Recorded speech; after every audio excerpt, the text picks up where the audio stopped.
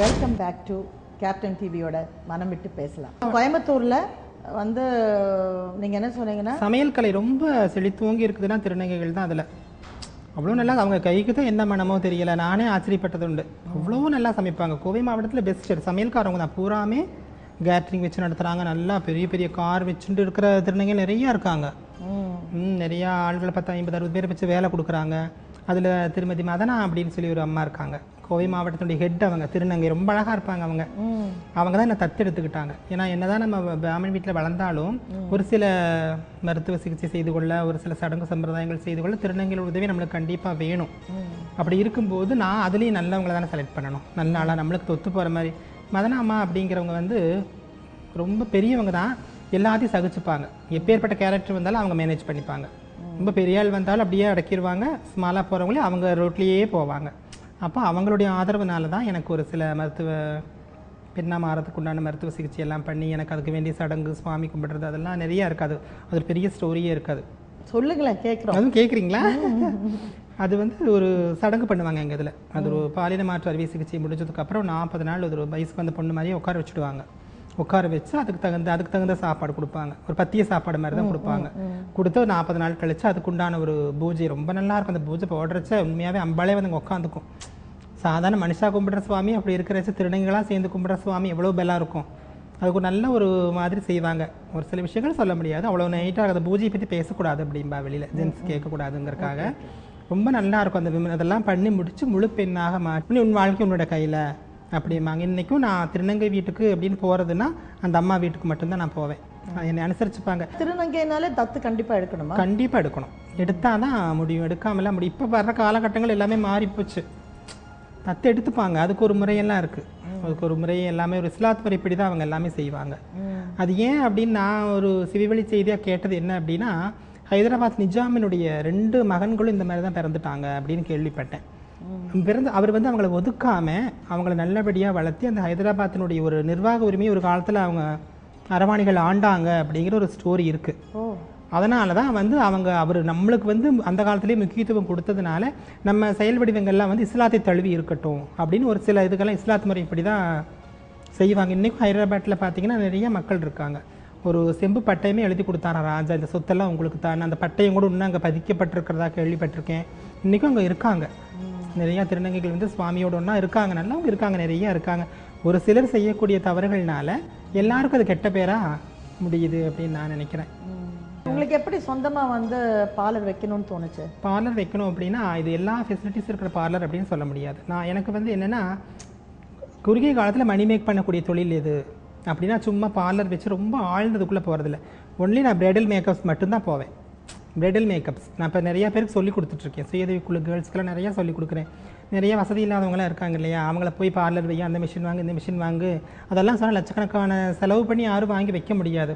அவங்களுக்கு உடனே மணி மேக் பண்ணுறதுக்கு என்ன சொல்லி கொடுக்கலாம் அப்படின்னா பெஸ்ட் பிரைடல் மேக்கப்ஸ் 10 நாள் ட்ரைனிங் கொடுத்தா போகும். மந்த்லி 2 மேரேஜ் கிடச்சா 6000 ரூபாய் சம்பாரிச்சிடுவான் அந்த பொண்ணு. 1000 ரூபாய் கையில் இருந்தால் போகும். திருமண அமைப்பாளர்னு ஒரு போர்டு போட்டுருங்களேன், அந்த அக்காட்ட மேக்கப் பண்ண நல்லா இருக்குன்னு போனால் மாதம் ஒரு மேக்கப்புக்கு குறைஞ்சது இன்றைக்கி 5000 10,000 வாங்குறாங்க. ஒரு மேக்கப் கிடைச்சா போருமே.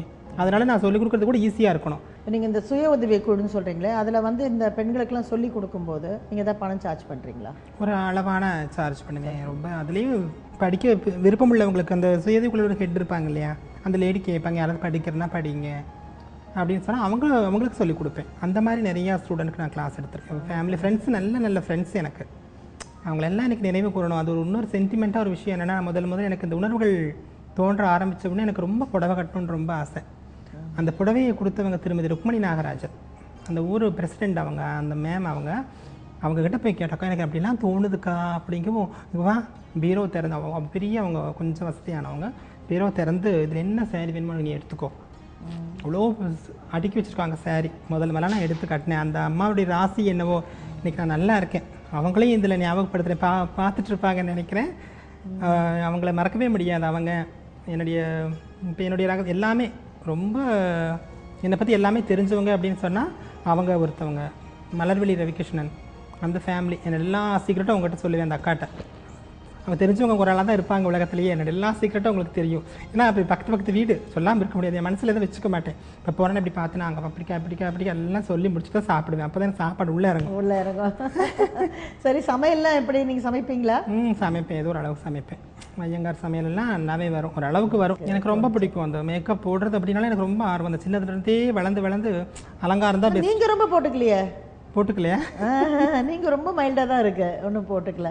யூஸ்வலாக வந்து நீங்கள் சொன்ன மாதிரி திருநங்கைனால அதிகமாக போட்டுக்கிட்டு வருவாங்க இல்லையா, அதெல்லாம் இல்லை. அதெல்லாம் எதுவும் இல்லை, ரொம்ப மைல்டாக தான். எனக்கு ரொம்ப பிடிக்கும் அந்த அழகு கலை தான். எனக்கு தெரிஞ்சது அதுதான். தெரிஞ்சது சக்ஸஸ் பண்ணிடணுங்கிறத. நம்மளுக்கு எவ்வளவோ துறை இருந்தால் கூட எனக்கு மனசில் பதிஞ்ச சின்ன வயசில் இந்த மனம் விட்டு பேசலாங்கிற நிகழ்ச்சியில், இந்த நிகழ்ச்சி மூலமாக நீங்கள் வந்து மக்களுக்கு என்ன சொல்ல விருப்பப்படுறீங்க? என்ன சொல்ல விருப்பப்படுறேன் அப்படின்னா, மக்களும் புரிஞ்சுக்கணும் இது வேணுனே பண்ணுற விஷயம். நிறைய பேர் இன்னும் சொல்ல வேணுனே பண்ணிக்கிறாங்க அப்படின்னு. இப்போ ஒரு ரஜினிகாந்த் மாதிரி 10 நாளைக்கு நடிக்கலாம், லைஃப் பூரா ரஜினிகாந்த் மாதிரி நடிக்க முடியுமா? முடியாது. ஒரிஜினாலிட்டி அப்படிங்கிறது ஒன்று இருக்கு இல்லையா, அது புரியாமல் பேசுகிறவங்க இருக்காங்க. அது இப்போ கொஞ்சம் கம்மியாகிடுதுன்னு கூட சொல்லலாம். அப்புறம் நிறையா ஒரு சில திருநங்கைகள் ஒரு என்ஜிஓ மாதிரி ஒரு சங்கம் மாதிரி ஆரம்பிச்சுட்டு இப்போ இந்த ஓரின சேர்க்கையாளருக்கு அதுக்கு எங்களுக்கு அனுமதி கொடுங்கன்னு அவங்க கேட்குறாங்களே, இது எனக்கே புரியலை. அவங்க என்ன இது பண்ணி கேட்குறாங்க அப்படின்னா, திருநங்கைங்கிறது வேறு கேட்டகரி, அதே நீங்கள் ஏன் அதில் மிங்கிள் ஆகிறீங்கன்னு நான் கேட்குறேன். இப்போ எனக்கு அது சந்தேகமாகவே இருக்குது. திருநங்கைனா ஒரு பொண்ணு ஆண் மேலே ஆசைப்படணும், அதுதான் நியதி. இவங்க வந்து ஒரு சில என்ஜிஓவில் மாதிரி ஆரம்பிச்சுட்டு ஓரின சேர்க்கை எங்களுக்கு அனுமதி கொடுங்கன்னு கவர்மெண்ட்டை கேட்டுட்டு போராட்டம் பண்ணுறது பேப்பரில் படித்தா எனக்கு புரிய மாட்டேங்குது. இப்போ ஓரின சேர்க்கையாளர்னு ஆணும் சேர்றது ஒரு வகை, பெண்ணும் சேர்றது ஒரு வகை. திருநங்கையும் எந்த காலமும் சேர மாட்டாங்க. இவங்க ஏன் அதுக்குள்ளே போகிறாங்க, என்ன அர்த்தத்தில் பண்ணுறீங்க, புரிய மாட்டேங்குது. அவங்க அது ஒரு வாஸ்ட் சப்ஜெக்ட். அதை ஆரம்பிச்சோன்னா மனம் விட்டு பேசலாம்ல, ஒரு 10 எபிசோடு பண்ணலாம். அதெல்லாம் தேவையில்லை, வேண்டாம், அதை விட்டுடுவோம். கண்டிப்பாக அதெல்லாம் தேவையில்லை. இது எல்லாமே நீங்கள் தவிர்த்துக்கோங்கன்னு சொல்கிறேன் அவங்க கிட்ட. நம்மளுக்கு என்ன வழி அதை பாருங்க, நம்ம டிசிப்ளினோட போய் இது பண்ணுறதுக்கு என்ன வழி அதை பாருங்க. தேவையில்லாமல் நம்ம ஃபேமஸ் ஆகணுங்கிறதுக்காக கூட வேண்டாத விஷயத்தையெல்லாம் பண்ணி எதுவும் பண்ண வேண்டாம் அப்படின்னு. நான் என்ன வந்து உங்கள் மூலியமாக வந்து நாட் ஓன்லி ஃபார் திருநங்கைகள், மற்றவங்களுக்கும் நான் என்ன சொல்ல விரும்புகிறேன்னா, வாழ்க்கையில் முன்னேறத்துக்கு ஒரு பெரிய ஒரு என்ன சொல்கிறதுனா ஒரு ரோல் மாடலாக வந்து நம்ம வந்து மலரை சொல்லலாம். ஏன்னா எப்படியும் வாழலாம் அப்படிங்கிறது ஒரு ரகம், இப்படியும் வாழலாம் அப்படிங்கிறது ஒரு ரகம். அந்த இப்படியும் வாழலாங்கிறதுல வந்து நின்று ஜெயிச்சு காமிச்சிருக்கீங்க. ஸோ உங்களை வந்து என்னுடைய மனப்பூர்வமாக நான் வந்து இங்கே பாராட்டுறேன். சாதாரணமாக நல்லா இருக்கக்கூடிய பெண்களே வந்து ஒரு சின்ன சறுக்கல் வாழ்க்கையில், ஒன்று எக்ஸாமில் கம்மியாக மார்க் வாங்கிடலாம், இல்லை ஒரு இடத்துல ப்ரமோஷன் கிடைக்காம போயிடலாம், இல்லை கணவன் வந்து அவங்கள வந்து நாங்கள் ஒரு நிகழ்ச்சி ஒன்று பண்ணோம், அருக்காணி டு அழகுராணின்னு சொல்லி. அதில் பார்த்தீங்கன்னா ஒரு பெண் வந்து நாங்கள் நிறைய பேரை செலக்ட் பண்ணோம். அதில் மாடலாக வந்து முதல்ல அவங்க அந்த 26 எபிசோடு வந்து கடைசியில் எந்த பெண் அருக்காணிலேருந்து அழகுராணி ஆறாங்கிறது தான் கதையுடைய கான்செப்ட். அதில் ஒரு பெண் வந்து தோற்றதுக்கப்புறம் அந்த பொண்ணு வந்து லாஸ்ட்டில் எங்கள் ப்ரோக்ராம்லாம் முடிஞ்சிருச்சு, அந்த பொண்ணு இன்னும் அழுதுகிட்டு ராத்திரி 12 மணி ப்ரோக்ராம் முடியும்போது இன்னும் போகலை. அந்த எங்களுடைய அந்த வெளியில் அந்த எங்கே நாங்கள் டெஸ்ட் எடுத்துகிட்டு இருந்தோமோ அந்த ஒரு ஆடிட்டோரியம் வாசலில் அழுதுட்டு நிற்கிறா, நான் போக மாட்டேன், எனக்கு நீங்கள் வாய்ப்பு கொடுத்தே ஆகணும். ஸோ எல்லாத்துலேயும் தோத்துட்டியம்மா, எப்படி உனக்கு நாங்கள் வாய்ப்பு கொடுக்க முடியும், ஏன்னா ஃபஸ்ட் ரவுண்ட் செகண்ட் ரவுண்ட் எல்லா ரவுண்டும் நீ தோத்துட்டேன்னு சொல்லும்போது, இல்லை நீங்கள் எனக்கு ஒரே ஒரு வாய்ப்பு கொடுங்க, இல்லைன்னா நான் வந்து இங்கே தற்கொலை பண்ணிக்கிட்டு நான் வந்து செத்து போயிடுவேன். ஸோ இது தப்பு இல்லையா, இந்த மாதிரி எங்களை வந்து பிளாக்மெயில் பண்ணுறது அப்படின்னு. அப்போ அவள் கதையை சொன்னான். காத்தாலேருந்து ராத்திரி வரைக்கும் அவள் புருஷன் அவன் மூஞ்சை பார்த்து, இதெல்லாம் ஒரு மூஞ்சா, இந்த முகரக்கட்டை மூஞ்சில் நான் முழிக்கிறேன்னு, நீ வந்து ஒரு 0, உன் வாழ்க்கை வந்து ஒரு 0, இந்த 0த்துக்கு என்னை கட்டி வச்சுட்டாங்க அப்படின்னு சொல்லி அவர் என்ன சொல்லி நான் வந்து குற்றுயிராக நான் வந்து கொலையுரமாக ஆகிட்டேன். நான் தயவுசெய்து உங்கள் நிகழ்ச்சியில் நீங்கள் எனக்கு கொடுங்க, ஒரு வாய்ப்பு கொடுங்க. அப்போ நீ போகிற அந்த நிகழ்ச்சிக்கு போ நீ கண்டிப்பாக ஃபெயிலியர் தான் சொல்லி அனுப்பிச்சாரு. அதே மாதிரி நான் ஃபெயில் ஆகிட்டேனே மேடம். அதே நான் அழுத உடனே நான் உடனே வந்து அந்த நிகழ்ச்சியை டைரக்ட் பண்ணிட்டு இருந்த கூட பாரதி, என் டாக்டர் கீர்த்தனா எல்லாருக்குமே சொன்னேன், இல்லை நம்ம இவளுக்கு ஒரு வாய்ப்பு கொடுக்கணும். ரைட், அவன் வந்து ரவுண்ட்ஸில் வந்து தோத்துட்டான். இருந்தாலும் நம்ம வந்து ஆடியன்ஸ் போல் வச்சு அவளை செலக்ட் பண்ணி இதை நம்ம திருப்பி அவளை இன்டெக்ட் பண்ணி அவளுக்கு நம்ம வந்து ஒரு வாய்ப்பு கொடுக்கணும். கண்டிப்பாக நீங்கள் நம்புறீங்களோ இல்லையா மலர், அவள் தான் ஃபஸ்ட் ப்ரைஸ் வாங்கினான். 26வது எபிசோடில் அந்த பொண்ணுடைய டிரான்ஸ்ஃபர்மேஷன் பார்த்தீங்கன்னா சூப்பர். அதாவது அந்த மார்கோ சிரிப்பு, மார்கோ அழகு, இந்த மாதிரி அதில் ஏதோ பண்ணியிருந்தோம். ஆர்டினரியாக 0 சொன்ன புருஷனுக்கு முன்னாடி அவள் வந்து மக்களாலையும் அந்த நிகழ்ச்சியிலையும் அவள் பாடுபட்டு அவன் நட உட வெயிட் 25 கிலோ வெயிட் குறைஞ்சா. இந்த ப்ரோக்ராமுக்கு வரும்போது எனக்கு ஈக்குவலாக குண்டாக இருப்பாள். என்னால் கூட இன்னும் குறைய முடியல 1 கிலோ. அவள் 25 கிலோ குறைஞ்சு இன்றைக்கி வந்து ஒரு பியூட்டிஷியன் ஆகி பல பெண்களுக்கு வந்து பியூட்டி டிப்ஸ் எல்லாம் சொல்லி கொடுத்து, அந்த பொண்ணு பேர் வந்து பொம்மி. அந்த பொண்ணை வந்து கூட இருந்த சக தோழிகள், இப்போ நாங்கள் ஒரு 26 பொண்ணை ஒரே பங்களாவில் அடைச்சி வச்சுருப்போம்.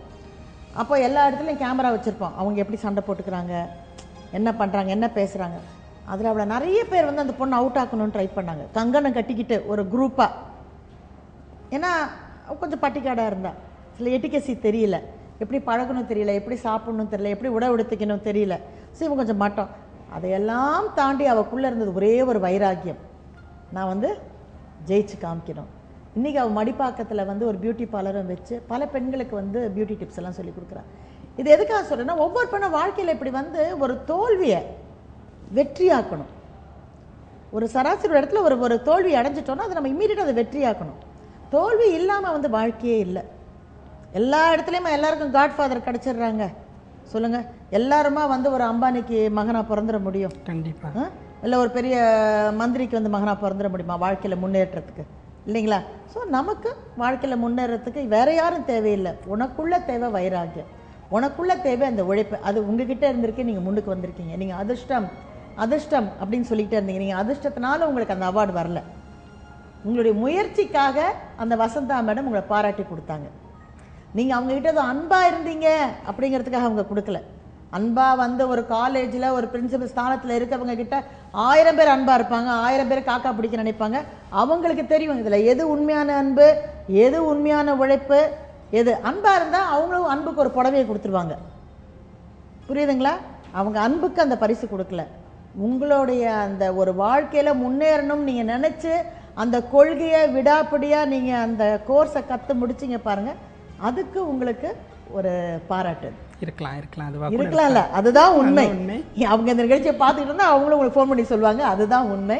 அதனால் உங்களை சந்தித்ததில் எங்களுக்கு ரொம்ப சந்தோஷம். ஐயோ பொண்ணாக பிறந்துட்டோமே, ஏன் தான் பொண்ணாக பிறந்தோமோ அப்படின்னு நினைக்கக்கூடிய இந்த காலகட்டத்தில் பெண்ணாக மாறிய இந்த மலர் தன்னுடைய வாழ்க்கையில் துவண்டு போயிடாமல், முடங்கி போயிடாமல், தனக்குன்னு ஒரு பாதையை அமைச்சுக்கிட்டு தன்னுடைய வாழ்க்கையுடைய தரத்தை மேலும் உயர்த்திக்கிட்டு இன்றைக்கி ஒரு 4 திருநங்கைகள் அவங்கள பார்த்து நானும் இப்படி ஆகணும் அப்படின்னு ஆச்சரியக்குறியோட நம்பிக்கையோட பார்க்கக்கூடிய அளவுக்கு அவங்க உயர்ந்திருக்காங்க. அவங்கள வாழ்த்தி அவங்க வந்து இன்னும் பல்லாண்டு காலங்கள் நல்லா இருக்கணும், இன்னும் நல்ல சேவைகள் செய்யணும்.